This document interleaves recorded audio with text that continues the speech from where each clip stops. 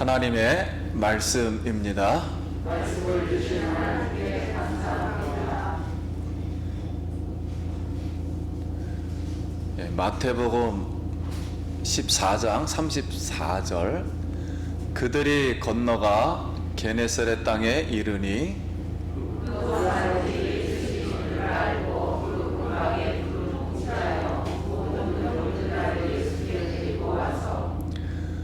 다만 예수의 옷자락에도 손을 대게 하시기를 간구하니 손을 대는 자는 다 나음을 얻느니라.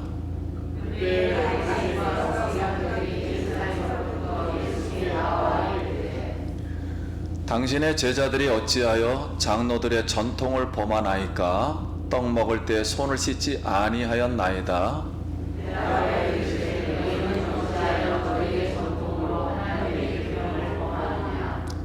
하나님이 이르셨으니 내 부모를 공경하라 하시고 또 아버지나 어머니를 비방하는 자는 반드시 죽임을 당하리라 하셨거늘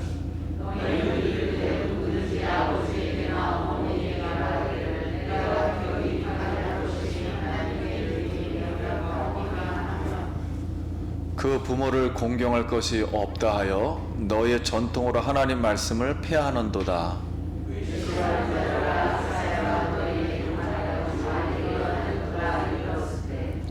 이 백성이 입술로는 나를 공경하되 마음은 내게서 멀도다.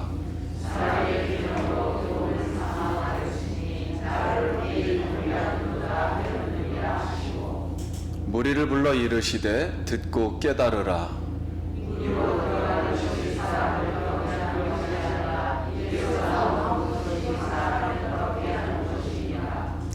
이에 제자들이 나와 이르되 바리새인들이 이 말씀을 듣고 걸림이 된 줄 아시나이까?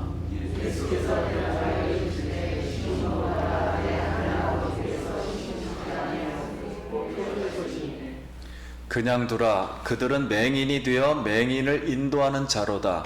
만일 맹인이 맹인을 인도하면 둘이 다 구덩이에 빠지리라 하시니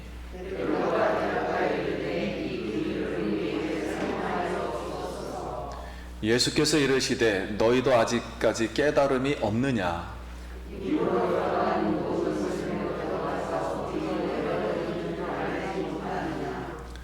입에서 나오는 것들은 마음에서 나오나니 이것이야말로 사람을 더럽게 하느니라.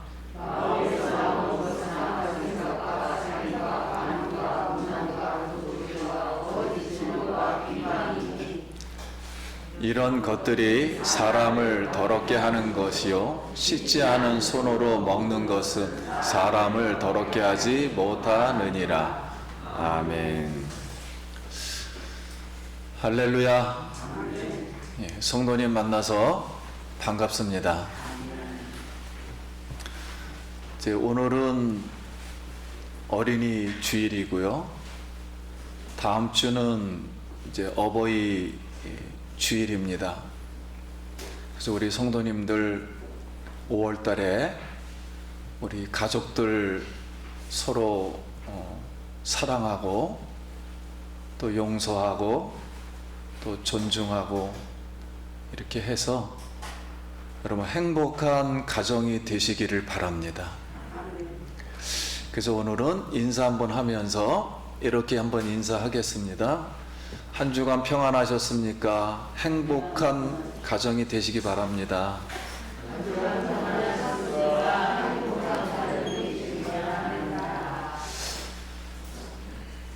저도 5월달 이렇게 생각하면서 이런 단어가 하나 떠올랐어요. 기도 중에 행복을 주는 사람. 우리 기독교식으로 말하면 예수님을 주는 사람. 우리 성도님들 예수님으로 충만하고 행복하시길 바랍니다. 오늘 말씀의 제목은 장로들의 이제 전통이라는 제목인데요. 이 뜻은 장로라는 뜻은 이제 오래되었다, 전해 내려오는 전통 이런 이제 뜻입니다. 근데 거피원으로는 장로의 전통이고 내적 표현으로는 사람 마음에서 나오는 말, 정신, 이런 단어하고 같은 뜻입니다. 그래서 우리는 이제 전통을 주의하고 우리 속에서 나오는 말을 이렇게 살펴야 한다라는 이제 그런 교훈이 오늘 들어있지만, 예수님은 이 말씀을 하나님 나라의 관점에서 어떻게 풀어가시는가, 오늘 우리에게 이제 교훈을 하십니다. 그래서 세계 2차 대전 때 미국이 이제 비밀리에 이 전투 작전을 나가는데 계속 패배를 합니다. 그래서 이제 소련을 중심으로 그 저쪽에 있는 독일 그쪽 계통의 이 군대가 항상 이기는 거예요. 그래서 이 미국이 왜 우리가 패배할까 연구를 하다 보니까 스파이가 있구나. 그런데 스파이를 어떻게 이 사람들을 판별할 수 있을까? 그런데 연구 한참 하다 보니까 그 사람들이 오랫동안 습관 속에서 내려오던 전통, 그거를 자연스럽게 보면 알 수 있겠다 해서 세수하는 것을 유심히 관찰을 했어요. 근데 그러다 보니까 미국 사람들은 물을 그냥 떠다가 이렇게 묻힙니다. 묻히고 털어버리는 스타일이에요. 근데 소련이나 이런 다른 지역은 빡빡 문지릅니다. 이렇게. 우리도 빡빡 문지르죠. 문화 자체가. 그래서 그 빡빡 문지른 사람들만 이제 이렇게 나중에 관찰해 보니까 스파이였던 거예요. 그래서 그 다음부터는 전쟁에서 승리할 수가 있었습니다. 이렇게 우리의 어떤 오랫동안 알지 못하는 습관, 자연스럽지만은 이 오래된 습관이 오늘 우리 신앙에 얼마나 이제 잘못된 신앙을 가질 수 있는가, 그것을 이제 말씀합니다. 그래서 이제 유대교 전통이, 이 장로의 전통이 하나님 말씀을 오해하고 대적해 결국 그들의 신앙이 잘못되어 오늘 구덩이에 빠진다. 즉 하나님으로부터 심판을 받게 된다는 거예요.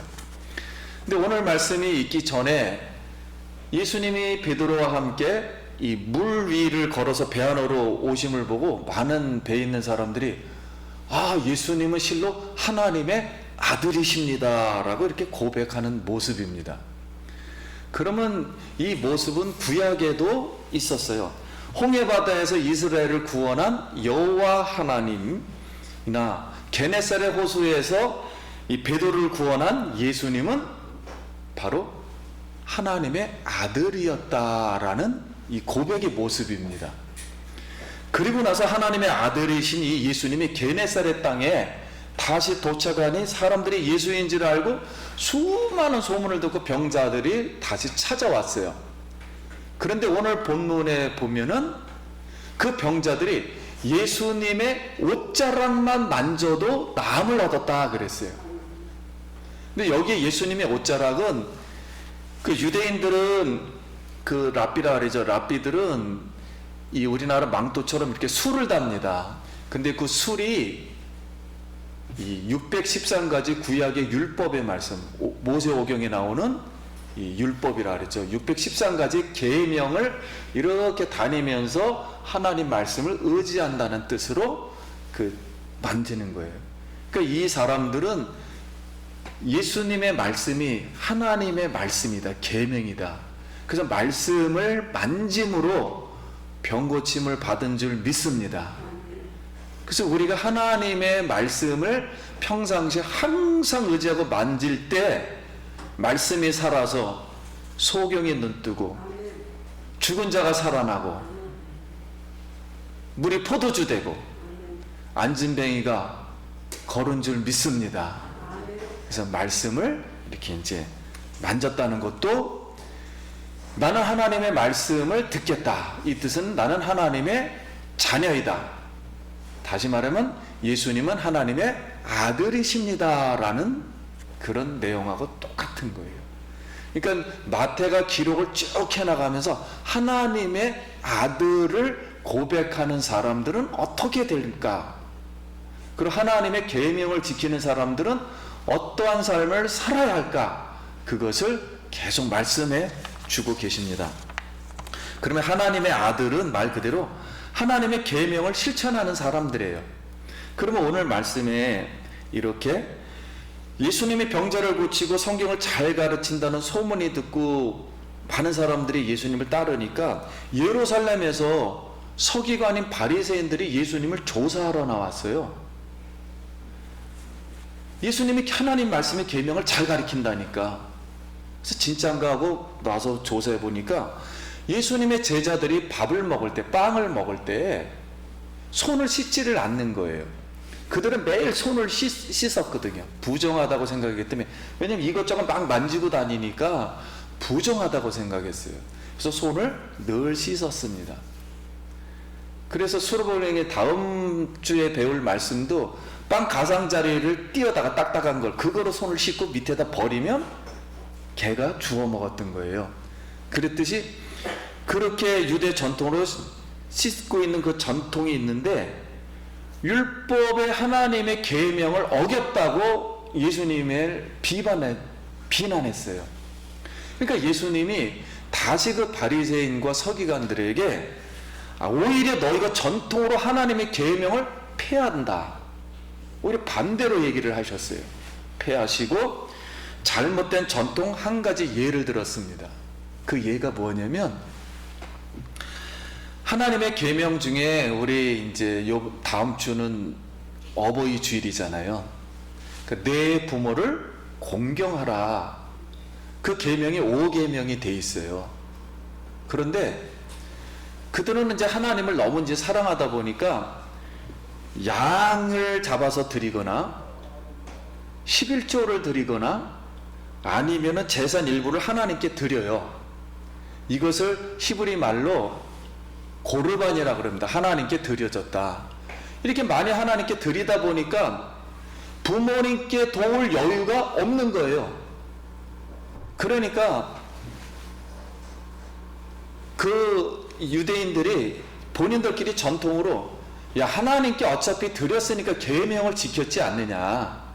그러니까 부모님께 열심히 뭔가 효도하지 못한 거, 오늘날 이렇게 드리지 못한 거는 하나님께 드린 것 안에다가 그냥 부모님께 효도했다, 5계명을 지켰다고 인정해 주자 하고서 오랫동안 내려온 거예요.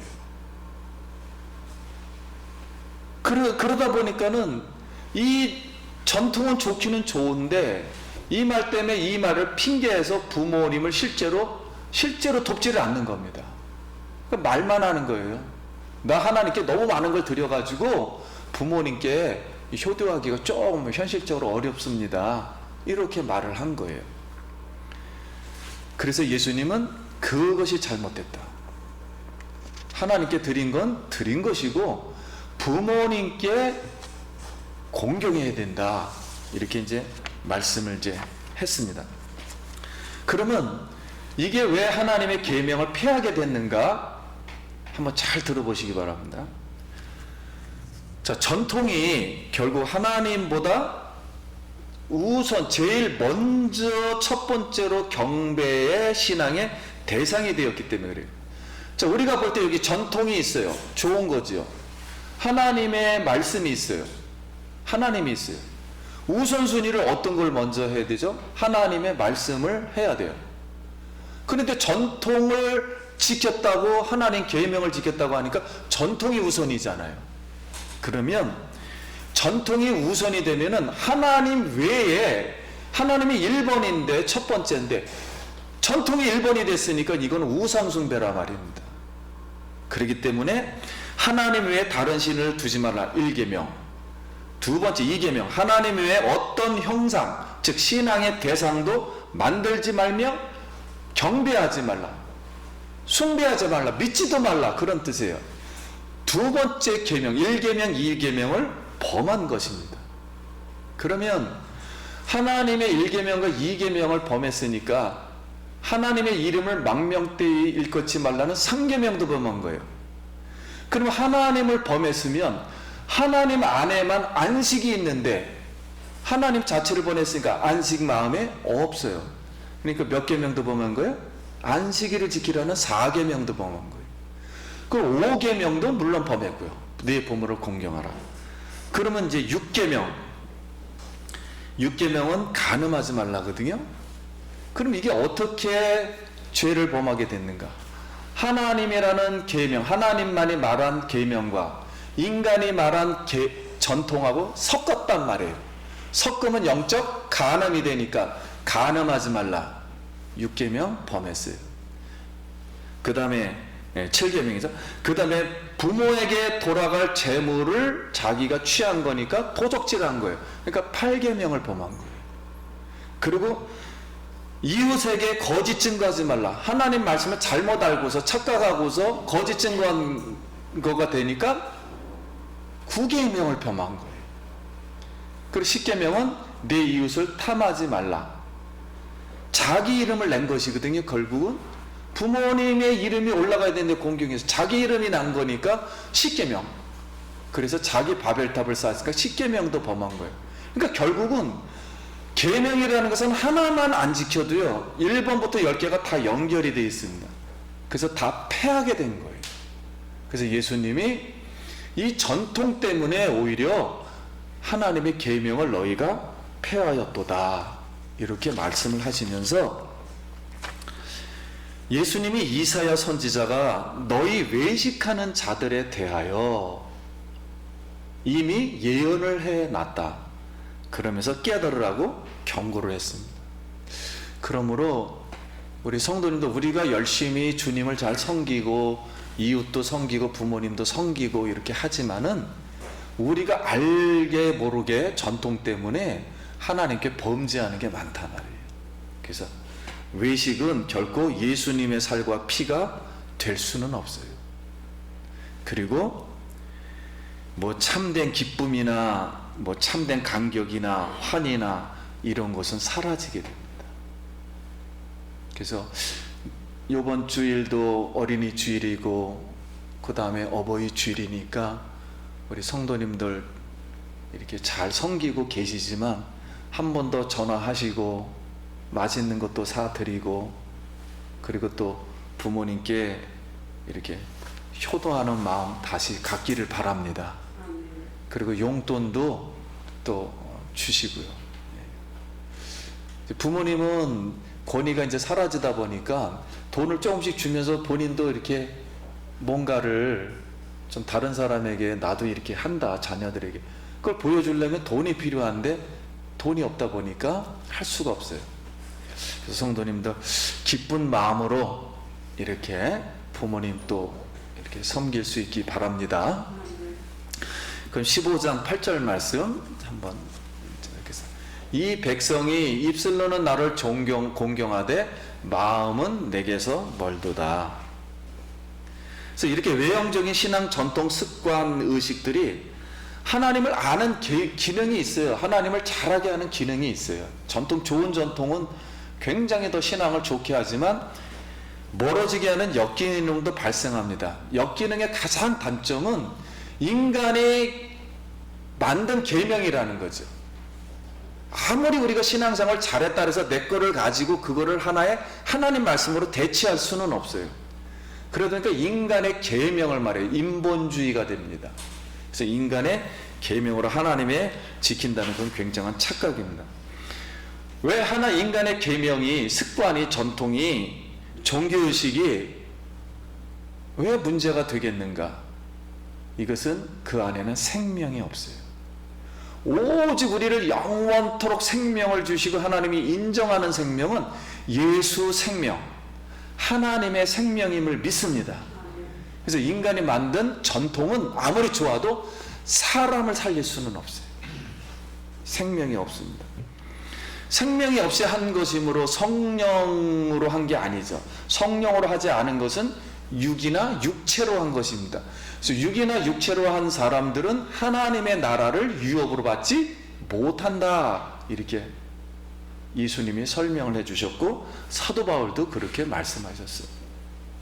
그래서 전통으로 예수 믿는 자를 잡아 핍박하다가 부활 예수님을 만난 이 사울이 나는 예수님 때문에 모든 것을 버렸도다, 배설물로 여기도다 그랬거든요. 그러면 이 사울은 여태까지 자기가 이 자라가지고 율법을 배운 사람이거든요. 그래서 우리나라로 말하면 7대 법관 중에 들어가지고 공부를 잘해서 대법관이 돼가지고 율법을 연구하고 예수 믿는 사람을 교회를 핍박하다가 부활하신 예수님을 만난 거예요. 그래서 모든 걸 버렸다는 것은 전통과 계명을 기초로 하는 것입니다. 다 버렸다는 거예요. 그거를 배설물로 여긴다는 거예요. 다 버렸다. 그걸 신앙의 기초로 본 것입니다. 사도 바울은. 그래서 우리가 그리스도와 함께 죽고 그리스도와 함께 살기를 소원합니다. 유대 종교 전통인 인간이 만든 계명을 하나님의 진리로 오해하여 사는 서기관과 바리새인들에게 예수님이 한 가지 비유를 더 하셨어요. 그들이 먹는 걸 가지고 뭐라고 했으니까 손하고 입으로 들어가는 것이 사람을 더럽게, 즉 부정하게 하는 것이 아니라 입으로 나오는 말이 더러운 것이다 그랬어요. 이 말은 다시 예수님의 많은 비유로다 다시 이 말씀을 보면은 당신들은 지금 알곡이 아닌 가라지 역할을 한다. 하나님이 심지도 아니한 것은 뽑힐 것이다. 종말에는 심판받지만 지금은 가만둘 것이다 라는 가라지와 알곡 비유에다 비유하면은 이해가 좀 됩니다. 그래서 너의 영적 상태가 미래를 알지 못하는 맹인이다. 그럼 맹인이 맹인을 인도하면은 구덩이에 빠뜨릴 것이다. 이렇게 맹인 비유를 하셨어요. 그러자 베드로가 옆에서 가만 듣고 있다가 예수님 이 말이 너무 어렵습니다. 무슨 뜻인가요? 하고 설명해 달라 그러니까 예수님이 너희는 듣고도 깨닫지 못하느냐? 입으로 나오는 것은 마음으로 나오는 것인데 악한 생각, 살인, 간음, 음란, 도덕질, 거짓 증언, 비방이니 이것은 십계명 정신을 범한 것이다. 그러니까 결국 예수님이 말한 거는 우리 신앙의 본질은 마음으로부터 출발이 된다는 거예요. 전통 때문에 우리 신앙을 구분할 수가 없다는 거예요.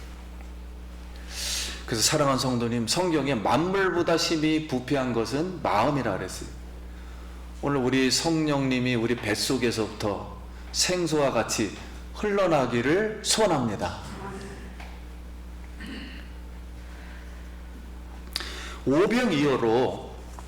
오병이어로 생명의 떡 하늘의 만나를 먹은 사람들은 예수 생명이 나와야 돼요.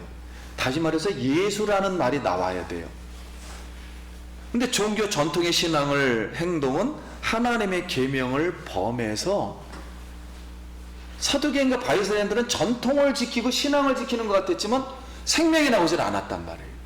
그래서 생명이 나오지 못하면 하나님의 아들이 되지를 못합니다. 그래서 오늘 우리가 언어를 조심하라 그랬잖아요. 마음에서 나오는 말을 살펴야 합니다. 오늘 중심을 주님은 본다 그랬습니다. 그래서 다윗 어린 목동을 보면서 하나님은 중심을 보셨다 그랬어요. 우리 하나님은 우리의 중심을 보시는 줄 믿습니다. 우리의 생활이 어떤 생활이 있든지 간에, 힘든 가운데 있든지 간에, 폭풍을 만나든지 어려움이 있든지 간에, 자녀들이 어렵게 한다든지, 아니면 회사가 어렵든지 간에, 아니면 우리 신앙 환경이 어렵든지 간에 우리 예수 그리스도 하늘의 만나를 먹고 예수님을 선포해서 많은 우리 가정에 있는 수많은 사람들에게 생명을 주고 행복을 주는 사람, 예수의 생명을 주는 사람 되기를 축원합니다. 그럴 때 그분이 얼마나, 사람은 다 알거든요. 사람은 우리가 깨를 해도 안다고요. 저 사람이 참고 있는지, 정말 저 사람이 힘들어도 나를 잘해주는지 다 안다고요. 성도님들 너무 인색하지 말고 예수 생명으로 살면, 예수님을 높이면 우리를 높여주시는 줄 믿습니다. 희생하고 사랑하고 용서해주고 행복해주는 말을 더 열심히 훈련하고, 그래서 자기를 살펴서 우리가 잘못한 거는 회개하고 가난한 심령이 되어 우리 하나님 나라에 들어가기를 소원합니다. 우리 신앙의 본질은 이렇게 전통으로 많이 했던 그 예루살렘에 많은 성전도 있었고 많은 그 서기관과 바리새인들이 많았어요. 그런데 주님은 그들에게 그렇게 많은 전통들이 있었어요. 근데 그 전통을 우리 하나님은 그렇게 보시지 아니하시고 우리 마음에서 우러나오는 한마디 한마디를 보시면서 하나님 나라의 백성들은 어떻게 살아야 되는가, 어떤 말을 하며 하나님의 계명을 어떻게 지켜야 하는가, 그것을 오늘 우리에게 교훈해 주셨습니다. 그러므로 하나님 앞에서 내 속마음이 누구인지를 아는 것이 신앙의 본질입니다. 그래서 오늘 하나님의 생명을 먹고 성령 충만하기를 축원합니다. 성령님 오시옵소서. 성령님 오순절에 바람과 같이 불과 같이 생수와 같이 오셔서 내 뱃속에서부터 생수의 강이 흘러나게 하소서. 이 생명을 접한 사람마다, 과부가 아들이 죽어가지고 관이 나오는데 예수님이 관에 손을 대자 그 아들이, 청년이 벌떡 일어나 살아났다 그랬어요. 오늘 예수의 생명이 접촉되어서 죽은 현장이 살아나고 우리 몸이, 병든 몸이 고쳐지고 우리 막혔던 사업들이 뚫리고 우리 마음속에 있던 쓴뿌리들이 다 예수의 피로 씻어지고 예수의 생명, 성령 충만한 하나님의 은혜, 하나님의 은혜로다. 이 은혜가 우리 성도님들에게 다시 한번 임하길 축원합니다. 기도하겠습니다.